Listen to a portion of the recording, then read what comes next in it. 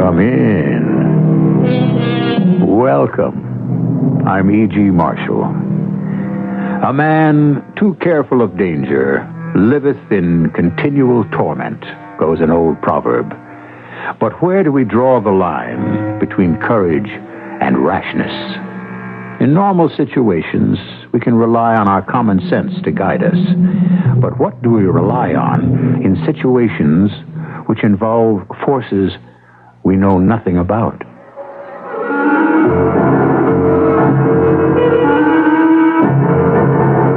Our mystery drama, The House and the Brain, is based on a short story by the English writer Edward Bulwer Lytton.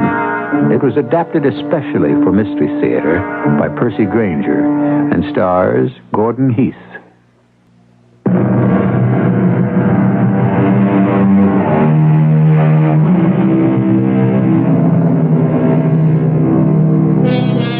The haunting of the living by the spirits of the departed has long been a popular theme among writers on the supernatural.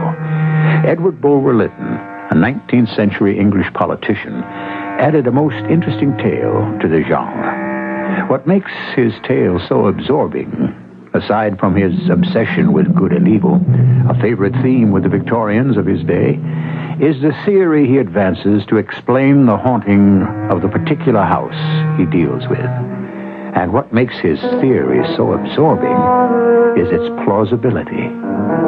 We're in the heart of 19th century London, in a fashionable residential area.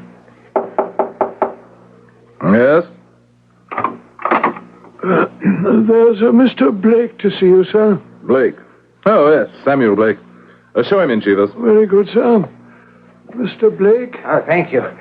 Harold, I hope I'm not disturbing you. No, not at all. I was just relaxing from my morning lecture. What's wrong with you? You're white as a sheet. What on earth is the matter? Well, since I last saw you at the club, something very extraordinary has happened. You're going to think me quite ridiculous.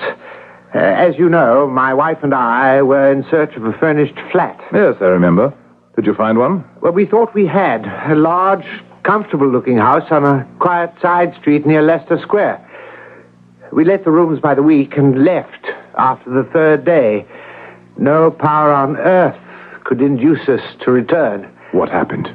Well, I know your opinions on such matters, Harold, and I'm quite prepared to have you mock me, but the fact is, the house was haunted. But not in the usual sense. That is, we didn't see any ghosts and we didn't hear any noises. Well, then? What drove us away was an undefinable terror which seized us whenever we passed by the door to a certain unfurnished room. Terror? But it was more than just a feeling. It was as if a force were emanating from the room, even when the door was closed. Had you any advance knowledge that the house might be haunted? You mean, were we subject to the power of suggestion? No. We had no prior inkling whatsoever. Still, it's possible it was simply your own fancy. No. For when we summoned the housekeeper, an elderly lady, she gave us the strangest smile and said, "You've stayed longer than any other lodger.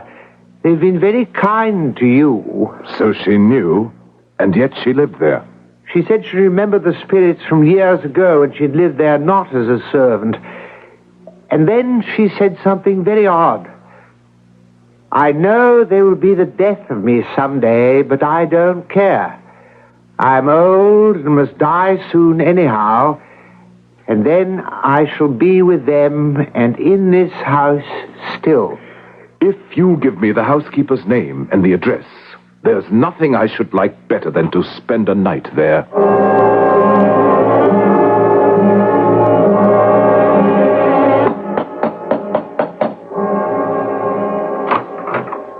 Yes? My name is Harold Rumsford. I'm looking for a Mrs. Cavendish. She's not here. This is 47 Hatch Lane, isn't it? I said she's not here.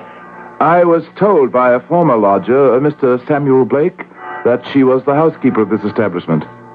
Mrs. Cavendish is dead. Oh, I'm sorry to hear that. Then who are you? My name is Walter Garrison, sir. I'm the unfortunate owner of this property. May I inquire what were the circumstances of Mrs. Cavendish's death? What business is that of yours?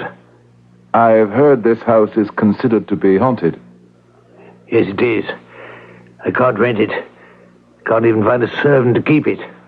I am a scientist by profession, Mr. Garrison, but I've made a lifelong study of supernatural phenomena, and I'd be most obliged if I could hire your house for a night to examine it. Oh?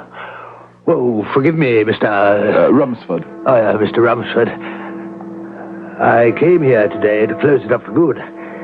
But if you think you might come up with an explanation for the hobgoblins that live here, I'd gladly put the house at your disposal. And rent, of course, is out of the question. If you'll give me the keys, I'll send my manservant round to select and prepare our rooms for the evening.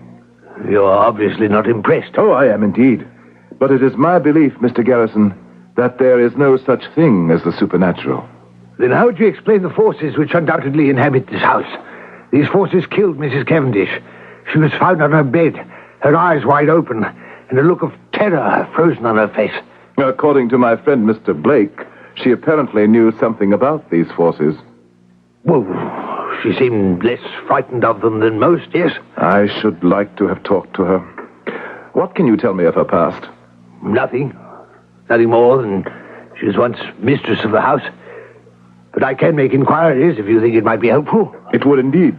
For I'm convinced that with sufficient information, we could come up with a very rational explanation.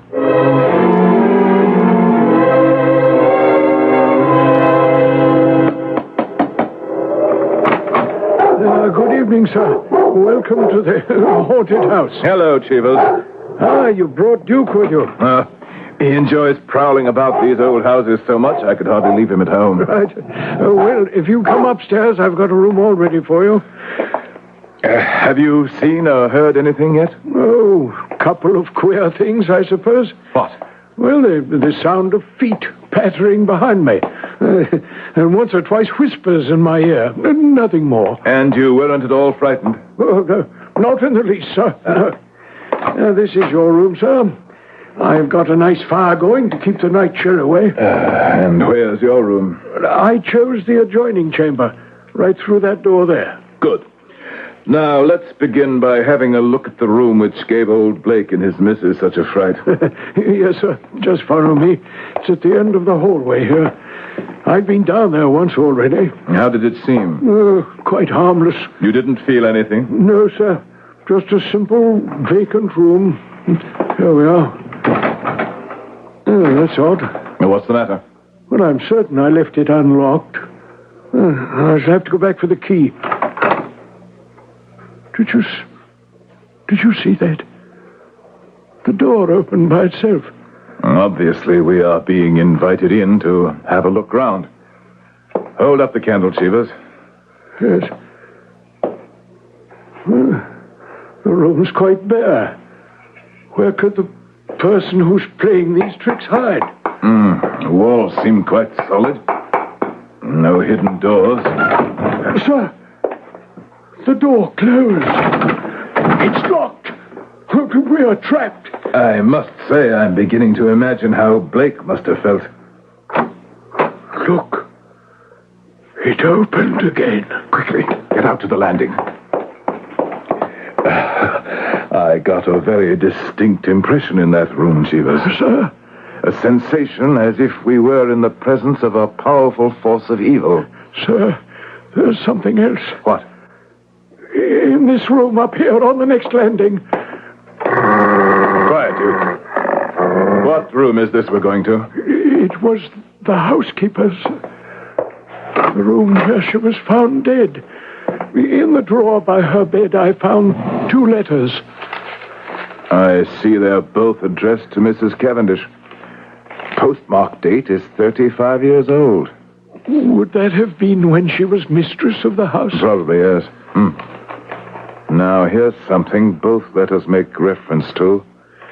Something that sounds very much like a crime. Listen. Don't let anyone be in the same room with you at night. You talk in your sleep.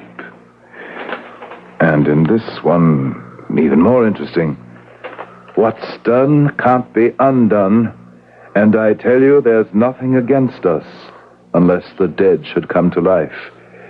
And next to this, in the margin, written in a female hand, are the words, "They do." What was that? I don't... But, sir, look. In front of you. A hand. It's grasping the letters. The hand's disappeared, taking the letters with it. Are you all right? Something struck my arm. It's numb.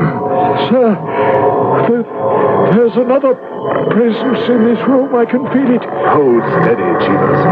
Look, the flame in my candle, it's beginning to flicker even though there's no draft.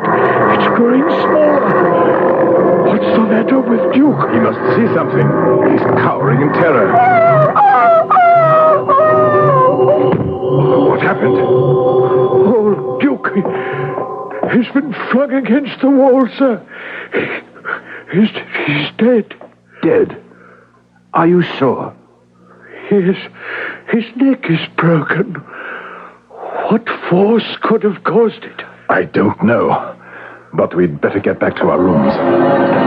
Look, there's something coming between us and the door. I think that's your answer, Chivas. An enormous shadow. Meant to terrify us. Do not give in. But its eyes, sir. Look at its eyes. They're green, shining like a serpent's. It's just a trick. A trick? It took the letters, didn't it? It struck your arm. It killed Duke. Look, it's coming toward us. Stand fast. I can't. This thing means to kill us. We must get out of this house as quickly as possible. Are you coming, sir? No. I'm going to stay until I find out what this thing is.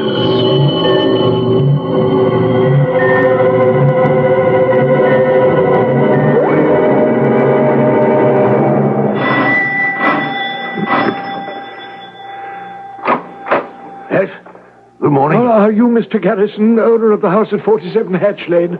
I am. What may I do for you? My name is Chivas, sir. I'm manservant to Mr. Harold Rumsford. Or perhaps I should say the late Mr. Rumsford. What? What's happened? We must call the police at once. Your house contains a force of such power I saw it break the neck of my master's dog with my own eyes. Broke its neck? That's when I fled. And Mr. Rumsford? He was determined to stay and confront this force, this apparition that arose before us. It was horrible, sir. It had empty, snake-like eyes that glowed in the dark, the most terrible shade of green, and it was as tall as the ceiling. And Mr. Rumsford has not been home this morning? No, sir. We must go right away. Excuse me. I'm sure we'll find him horribly mangled. Mr. Rumsford. Good morning, Garrison. Chivas. Sir, are you all right? I think so. It got considerably worse after you left. What happened? Oh, I can describe what I saw, Mr. Garrison, but I'm not at all sure I can explain it. Of one thing, however, I am absolutely convinced. This force that haunts your house is a powerful and evil will that somehow has its origin in a living human mind.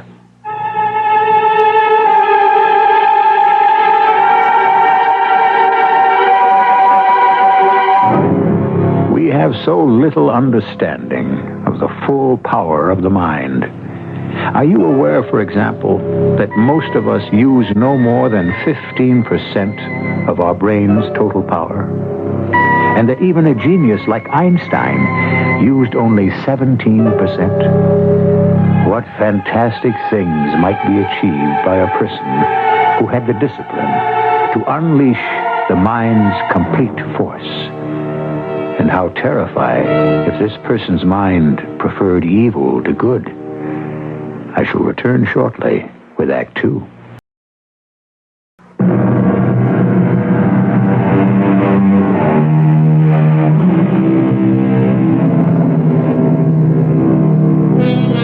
If a man harbors any sort of fear, it percolates through all his thinking, damages his personality, and makes him landlord to a ghost. So spoke Lloyd Douglas. Fear can make us cowards, but it is also a survival instinct bred into all species. Lack of fear can lead us down dangerous paths. Harold Rumsford has demonstrated a remarkable presence of mind, but is this to be envied?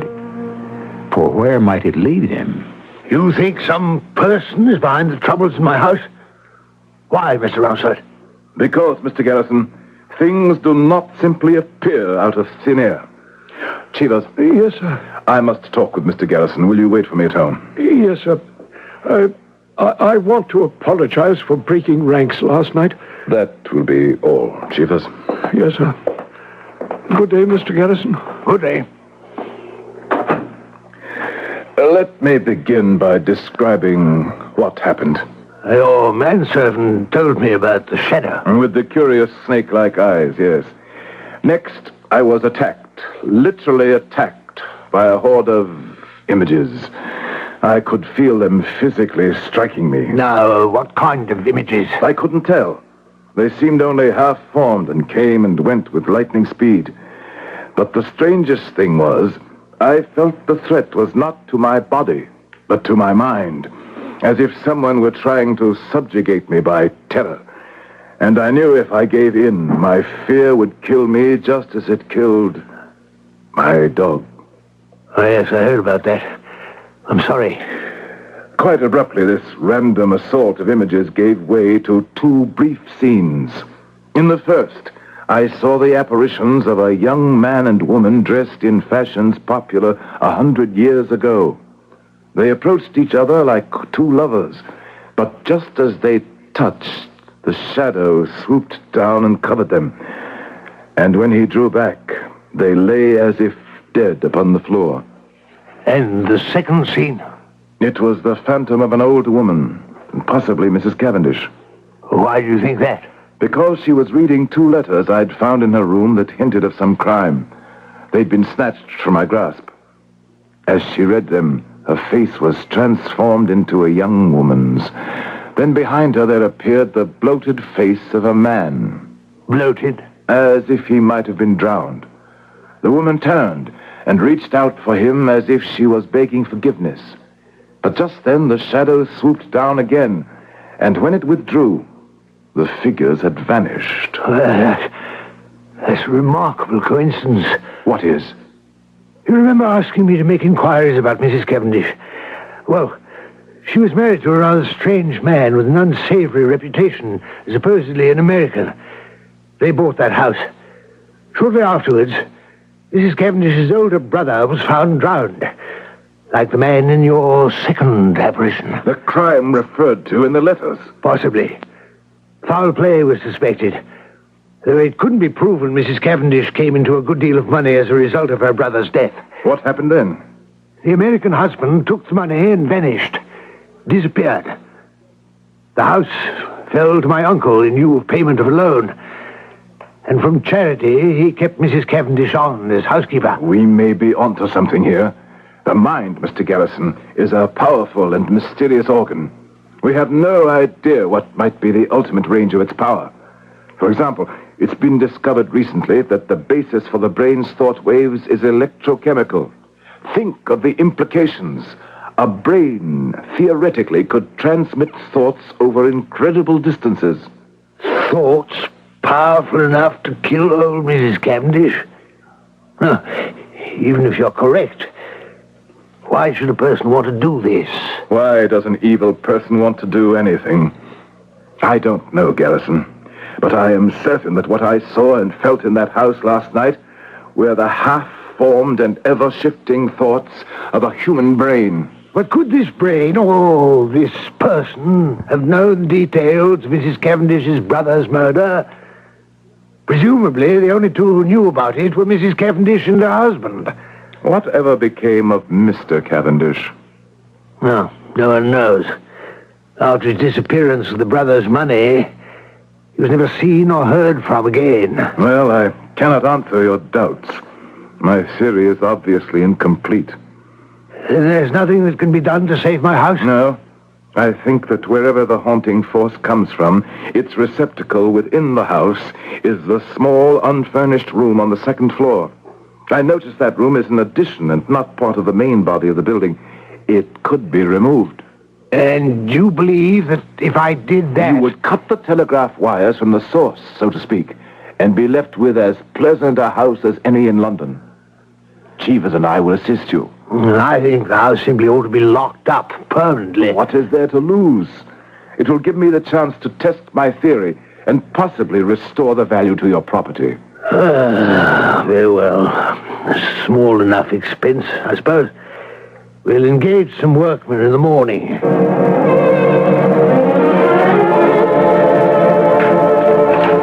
Well, we've had a smooth enough time of it so far. I suppose. Sir, What is it, Cheevers? we've discovered something very interesting. There appears to be an entire room beneath this one. Did you know anything about this, Garrison? No. Come look down where the floorboards have been taken up, sir. Why? Yes, so there is. It appears to be furnished. How odd. I never suspected its existence. Cheevers, have the man remove more of these boards.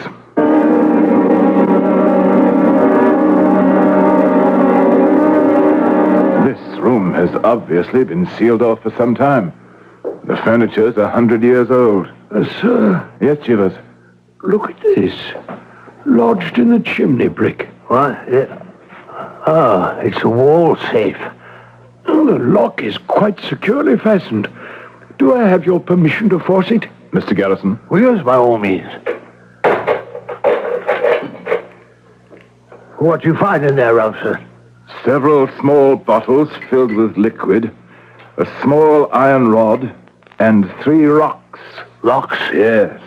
Crystal, amber, and lodestone. Well, those are hardly such valuable rocks as to warrant their being locked in a safe. I don't believe they were locked up for their value, Garrison. Think for a moment. What do crystal, amber, and lodestone have in common? Well, I don't know. They all possess electrical properties. They are excellent conductors of current, as is the liquid in these vials. Well, that supports your theory that the forces might be telepathically transmitted. What else is in here? Well, look here. Wrapped in a sheet of paper. A man's portrait in miniature. He has a most striking countenance. In Ramsford. I know this man. You do? How? Where? In India. He was a Frenchman by the name of De Roca. A more ruthless man I've never known. Just to look at him made me shiver. He attempted to foment a rebellion against the Raja of Pradesh and was banished. And what became of De Roca? Well, I don't know. How long ago was this? Well, I was in the Foreign Service. Perhaps 20 years. But the date of the portrait is 1765. That would be 100 years ago. I could swear it was the same man. I could never forget that face. It's most odd, Garrison, because I was about to say that I, too, have seen this face before. Where? In another painting, a portrait much larger than this one, in the house of a collector recently. It was the portrait of a nobleman, a Lord Shillingford, who lived some 200 years ago. He was a dissipated wretch who died trying to escape the law.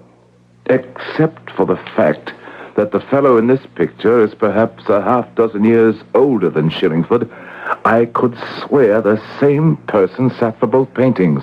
And my only qualm with this portrait's resemblance to De Roca is that this fella is perhaps a half-dozen years younger. Yet the time span is nearly 2 centuries. It's a remarkable coincidence, I'd say. What's that? Cheevers, what are the workmen doing? Nothing, sir. The whole room is trembling by itself. Quickly, break those vials and throw those rocks from the safe over the wall. Rumsford, I wonder if we oughtn't to leave off this enterprise. We should be all right now. The eyes of this man in this miniature painting, they're almost hypnotic. And their shape, like a serpent's. Like the shining, hollow green eyes of the shadow that menaced you last night? Yes. I wonder who this person is. Here, there's a clasp on the back. There's an inscription.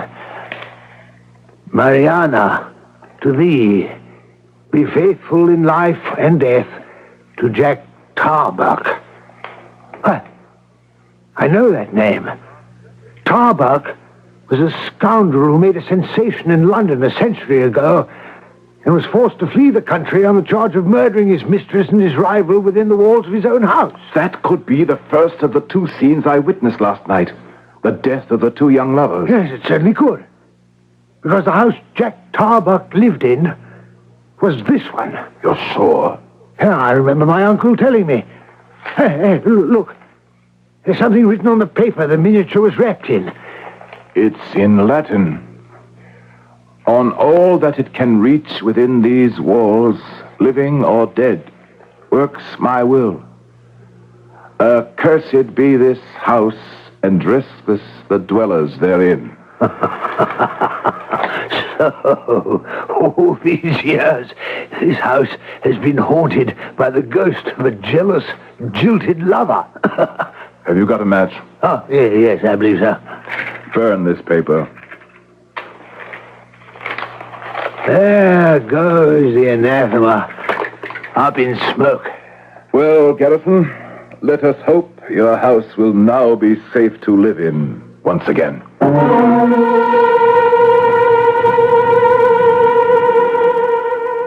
If Harold Rumsford is correct, then by destroying the crude transmitter in the safe, the house should be free from the forces which cause so much terror and destruction. Some very interesting questions have been raised which have yet to be answered. I shall return shortly with our final act. This is WBBM Chicago. News Radio 78. It's 5.5 minutes after 11 o'clock, 28 degrees at Midway. If you were to pick up a hammer and bash in your radio at this very moment, you could rid yourselves of the sound of my voice. But you would not, of course, destroy it. Or me either, for that matter. This grim thought is simply by way of illustrating the point we have reached in our story. Mr. Garrison's house may now be free of the evil influences that haunted it. But has the evil itself been destroyed? Can it be destroyed? Where does it come from? And what power does it still have? Garrison, your valet told me I'd find you up here. Oh, Rumsford. I was just admiring the view of the square from the second-floor parlor here. And I noticed the moving van down there in the street. You've decided to occupy this house yourself? Oh, why not? In the 3 weeks since we destroyed those rooms, there hasn't been so much as a creaky floorboard in the whole place. Tarbuck's ghost seems to have departed, once and for all. You still think it was just a ghost? Don't tell me you still maintain it was some sort of emanation from a living brain. I do. But even if mesmerism, or whatever you choose to call it, could work in the absence of the operator and produce these extraordinary effects, is it possible those effects could continue when the operator himself was dead? But if he were not dead? Not dead? Well, that's hardly likely. That room was walled up 100 years ago. Tarbuck was middle-aged then. If he were alive today, he'd have to be 150. I wonder what Mrs. Cavendish's American husband looked like. Well, you're out of luck there. I gather he wasn't the kind to have his portrait painted. Well, why? You think he, too, might have had the same serpentine eyes and hypnotic countenance as the others? No, I tell you, those resemblances are merely coincidental. Good Lord. Huh? What's the matter? Look, down there in the street, that person talking to the moving men. His face, it's the face in the miniature. Yes, the face of Daroka. Scarcely a day older than when I knew him in the Rajah's court 20 years ago. Rumsford, where are you going? I must confront that man before he escapes. Be careful. Rumsford, are you all right? Did you catch up to him? Yes. But as I drew alongside him, he glanced at me with such a gaze, I lost my voice. And you said nothing? What was I to say? That he resembled a dissolute nobleman of 2 centuries past? And a murdering charlatan? Oh, you're Mr. Daroka. It would have been an outrageous impertinence. Well, perhaps we can still catch him. No. I saw him get into a carriage and drive off. I've missed my chance. Did you ask your movers what he said to them? Yes. He wanted to know who was now living in this house.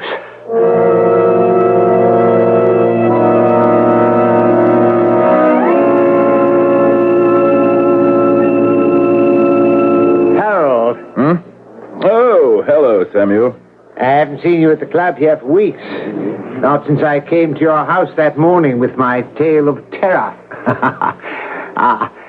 Did you go through with your plan to spend the night there? Yes, I did, actually. Wasn't I right? Wasn't there a supernatural force? There was a force there. Blake, that man. What? The gentleman who just entered on the far side of the lounge. It's he again. Pardon? Oh, yes. Fancy, I didn't know he was in town. Do you know him? Yes, matter of fact, I do. He's a most remarkable person. I met him last year in Damascus. What can you tell me about him?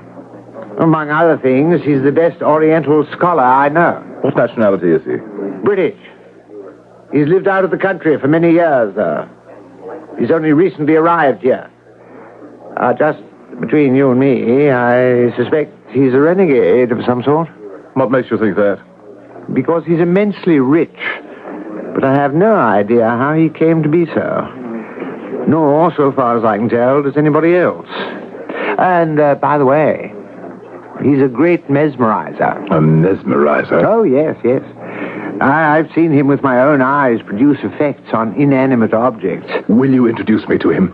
I have some questions I should very much like to put to him. Yes, of course. What's his name? Rather plain one. Richards. And his birth?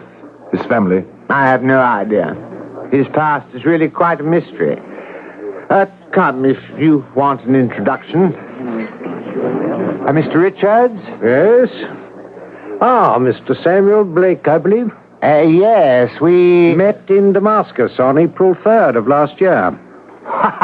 Yes. I should like to introduce you to a friend of mine, Professor Harold Rumsford. He's a scientist with a particular interest in natural forces.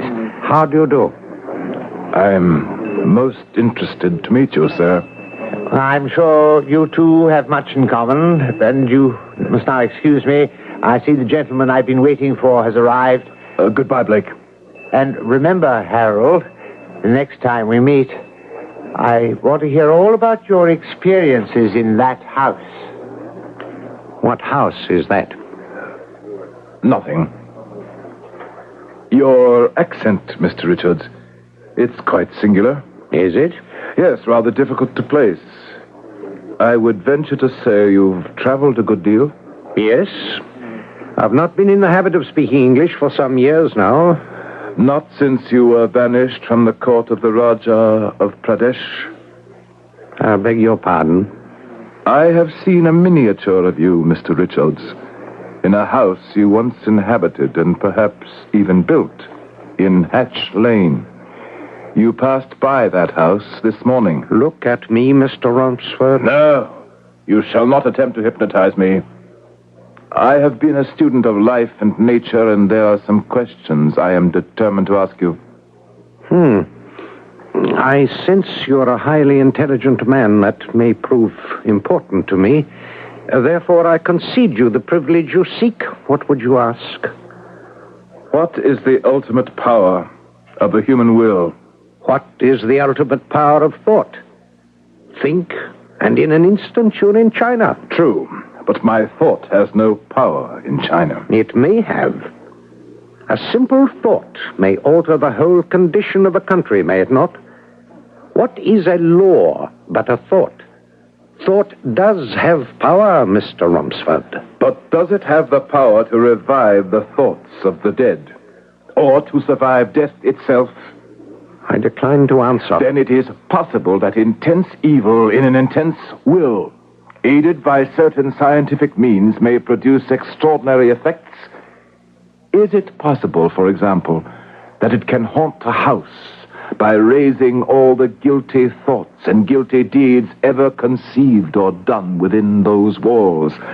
And is it possible that if this will were disciplined and focused enough, it could invest these thoughts with the power to kill if the will of the person under attack did not resist with more strength than the will of the attacker? You are not without glimpses of a mighty secret. Glimpses? You are only close to the truth. Why do you refuse to answer my question about the power of thought to survive death? Why do you think, Mr. Romsford? I shall give you a hint. The brain may have such potential, but in the instance which you have just described, it is not necessary. Then it is true. It is possible. A person having trained his willpower to such a degree may turn that power on himself. Precisely. And will to live on. From time to time he appears to die. He transfers himself and his wealth to another part of the world and doesn't return until those that would remember him are dead. Is this true, Mr. Richards? Is this true, Lord Shillingford? Jack Tarbuck? Mr. Cavendish? Mr. De Roca? You have an extraordinary perception, Mr. Romsford. An extraordinary mind. But even though you can slow the advance of age down to an imperceptible crawl, you cannot arrest it altogether. I can see lines in your face that were not there in your portraits. You will die, Mr. Richards, for even a will as powerful as yours cannot conjure immortality. I have sought one like you for the past 100 years. What? It is too late. You have looked at me. You cannot avert your eyes. Look, Mr. Romsford, look. Now that I have found you, we will not part till I know what I desire. The vision that sees through the veil of the future is in you at this hour, never before and never to come again. Soar and look forth. You are right. I have mastered great secrets by the power of the will, but I must know, can I escape death by accident? No. Every accident is providence. Shall I then die by an accident, or ages hence by the slow, inevitable growth of time? You shall die by accident. But is not the end still remote? Regarded by normal standards, it is still remote. And before it comes, shall I use my powers to win the power that belongs to kings? You will yet play a part that will fill the earth with commotion and dread. You will have power such as no man has ever had before. But not forever? Not forever. How and what is my end? Look east, west, north, and south. In the north, there the specter of death will seize you. But that day is very far off. Yes. These are all the things I wish to know. Sleep now.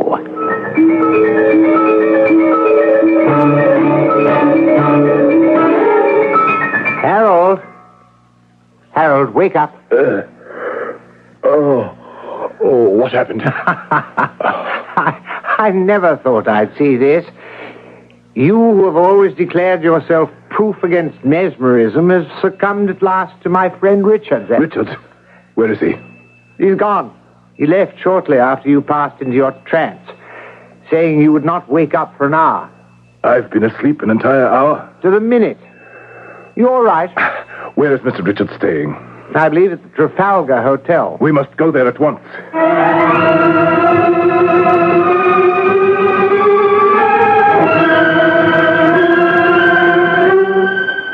Well? The clerk said he's gone. He returned 20 minutes ago, paid his bill, and left.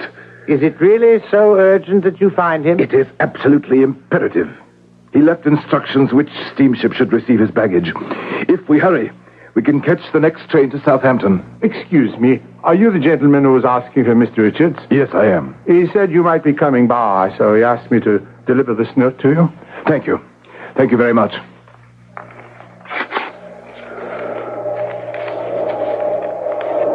I wished you to utter what was in your mind. You obeyed. I have therefore established power over you. For 3 months from this day, you can communicate to no one what has passed between us. Do you doubt my power to lay on you this command? Try to disobey me. At the end of the 3rd month, the spell is raised. For the rest, I spare you.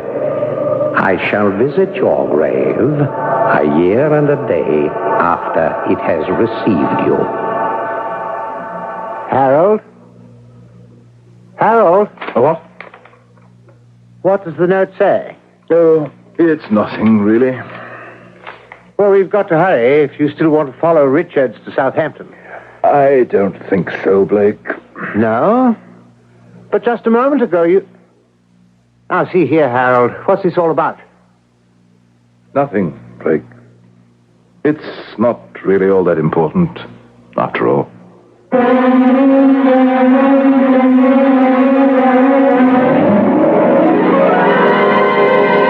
Who can say when an extraordinary person will appear among us? Who knows what thoughts, what intentions, what powers lurk behind the placid countenances of those we pass on the street? When will one of them step out of line and declare himself a savior, or an avenging angel, or simply an evil egotist, bent on acquiring for himself all the wealth and power he can until he is stopped? I shall return in a moment with a final word.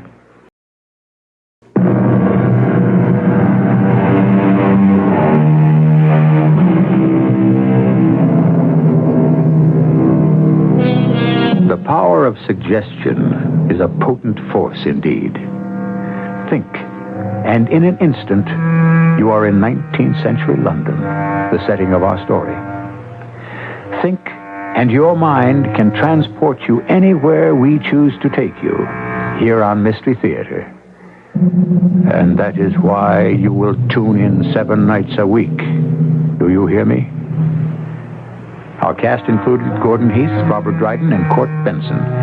The entire production was under the direction of Hyman Brown. This is E.G. Marshall inviting you to return to our Mystery Theater for another adventure in the macabre. Until next time, pleasant dreams.